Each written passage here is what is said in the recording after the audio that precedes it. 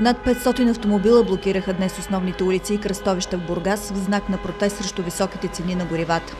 Протестиращите караха бавно в колона с надути клаксони и развети трикольори. Най-големи задръствания се образуваха на колелото до хотел Мираж по булевард Демокрация и пред сградата на областната управа. Преди протестното шествие беше прочетена декларация с исканията.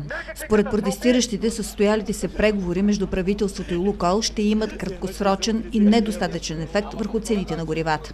Замразяването води единствено до изкривяване на свободния пазар и нарушава нормалната конкурентна среда, считат протестиращите. Затова те настояват. Цената на горивото да бъде до 2 лева с ДДС, прозрачност при образуването на цените на горивата, пълно либерализиране на пазара на горива и премахване на излишните административни и законови пречки пред всички вносители.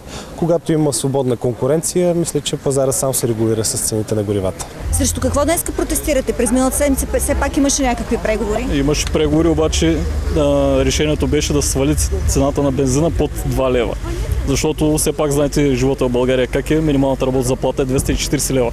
Събралите се на протеста още веднъж подчертаха, че не желаят имената им да се свързват с нито една политическа партия, защото тяхната организация се случва единствено в най-свободната зона – интернет. От вчера си купих колело и колата остава пред къщи.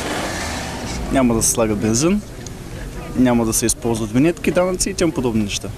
Мислите ли, че преговорите, които бяха през миналата седмица с Лукойл и правителството, имат някакъв ефект?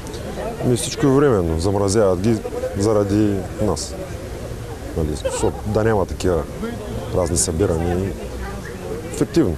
Протестиращите днес заявиха, че ако правителството не вземе адекватни мерки, ще предприемат действия, като създаване на някакъв вид организация, която ще напусне социалната мрежа и ще се легитимира в обществото.